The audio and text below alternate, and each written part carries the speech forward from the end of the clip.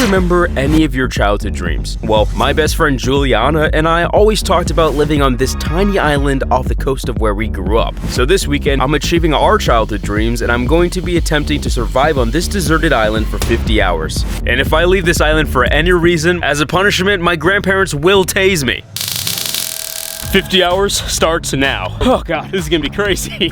Let's take a little bit of a tour. I imagine this as a grand island in my head. It looks like the expectations I had in my head are not matching the reality of the situation at all. Oh my god. All right, let's go establish a campground. I'm honestly kind of worried about rolling off the island while I'm sleeping, so I think I'll sleep in this little concave here. Which brings me to one out of my 6 survival challenge that I have to complete before the 50 hours are up. These challenges are designed to be lessons in surviving an island in case you ever happen to get casted away. Challenge number 1 is to create a shelter. Shelters are vital when it comes to keeping me safe from the elements. It's time to go collect shelter-worthy material. I found a bunch of sticks. When I went to summer camp as a kid, they taught me to make a stitching pattern with shelter materials so that you can throw leaves on top to create shade, and so the sticks lift each other up so they don't collapse on you. And for additional shade, I'm gonna throw my kayak on top of the structure since there isn't a lot of materials on this tiny island. Welcome to my humble abode. It is a tight fit in here. Here's what we got. My love sign that broke, hydration station, my new family, and most importantly, I can lay down and watch my new favorite movie. You might be wondering where I got all these items. I texted my friend Bailey to pick a number 1 through 100. She picked 23, and that is my budget to use at the dollar store to survive on this tiny island. She tried to change it to 357 like a good friend, but it was too late. I'll show you what I got throughout, but basically I got food, things to keep me entertained, and that's about it. It is currently 2:30 right now, getting kind of hungry, so I'm gonna have some lunch. My meal is PB&J using cinnamon raisin bagels. It was the only bread they had, jelly, and extremely crunchy peanut butter. This is really bad. Something literally tastes like Febreze. Oh, I forgot to mention, if I use a Dollar Tree item, I could never use it again. As I was reluctantly eating my PB&J with the side of Febreze, a few friends came by to torture me, to serenade me.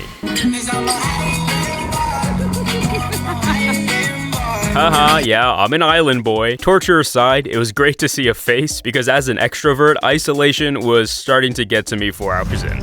So while I was walking around, I saw something in the water, which was a perfect time to bring up challenge number 2, and that is to catch some food. So I actually saw a fish. I'm gonna try to catch one. I'm not very good at fishing with the net. I almost gave up, but then I saw my chance. Oh, did you see that? One swam right through there. Oh my god, looks like we got dinner for tonight. Oh my god. But I will try cooking it tonight. Actually, I kind of want to cook it now. This worked out perfectly because my next challenge was to create a fire. It helps with getting rescued, keeping warm, and of course, cooking food. It is time to go scavenge some more. But first, a quick round of golf. Hole in one! So I collected all of the sticks I could find. All I need to do is just find some tinder to start the fire. I actually found tinder pretty easily. Now all I need is a match to start a fire. Got a match! All right, I used a lighter, not an app, whatever. It's time to get my fish, start cooking her. Got a fish on the Barbie. Okay, I'm not gonna eat this whole thing. I don't even think I cooked it right. Gordon Ramsay would absolutely call me an idiot sandwich here. But I'm gonna try a piece because it's here. Okay, oh my god. I'm better off eating nothing. Okay, it is currently 8:24. I think I accidentally said 8:24. Great movies, by the way. It is getting very, very cold. I'm not excited for 2 a.m. I feel like that's when it gets the coldest. Whew. Brr. I'm excited for the stars to come out because Juliana and I would always talk about stargazing if we ever got the chance to. So I'm excited to stargaze tonight. You won't be able to see it in the footage, but the stars are beautiful. I kind of want to eat these Pop-Tarts. I feel like I've wasted a lot on the first day. To make tomorrow less stressful and to have something to look forward to, I'll be having my Pop-Tarts tomorrow. I'm gonna hibernate now until the morning.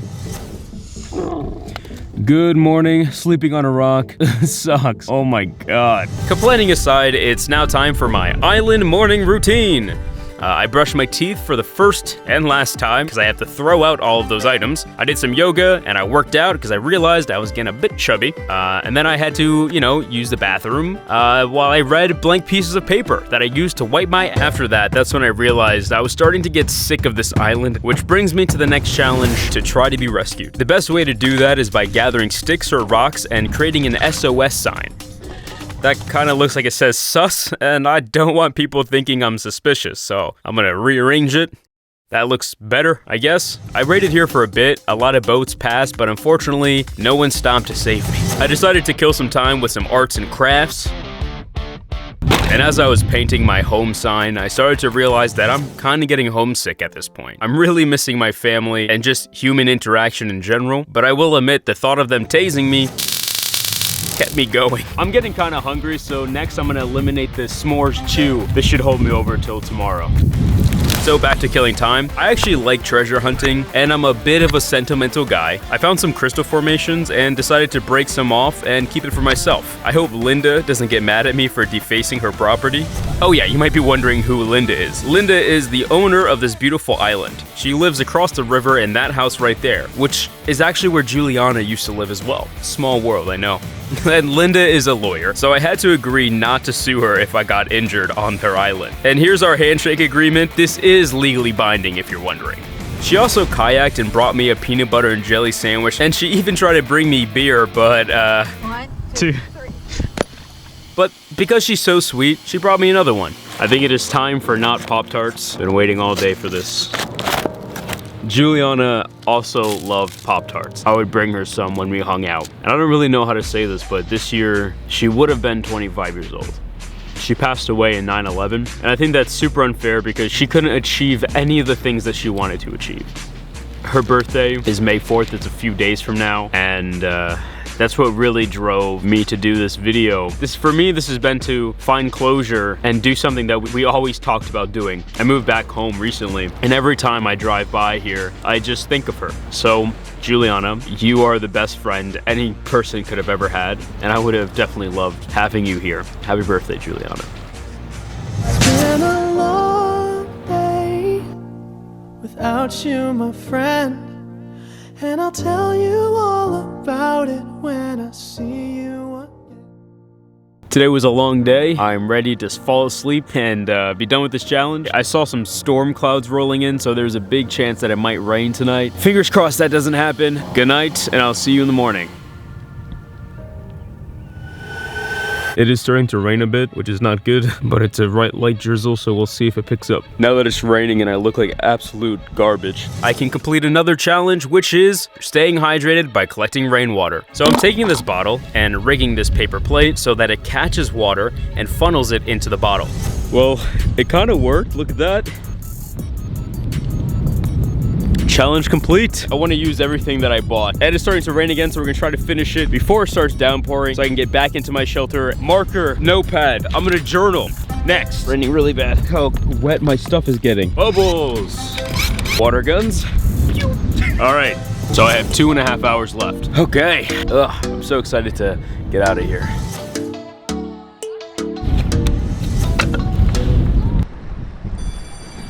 And I may have made it 50 hours on this island, but I still have one more survival challenge left. The final challenge was to get to land safely. This was actually extremely hard because the water kept pulling the kayak and it almost kept tipping over, and I really didn't want to fall in the water and be drenched. I would definitely catch hypothermia there.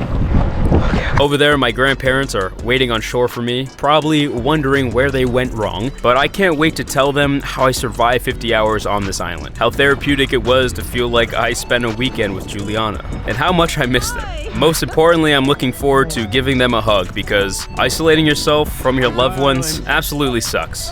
If you got this far this weekend, I challenge you to go do something with your best friend. Feel free to leave a challenge for me in the comment section down below. Thanks for watching.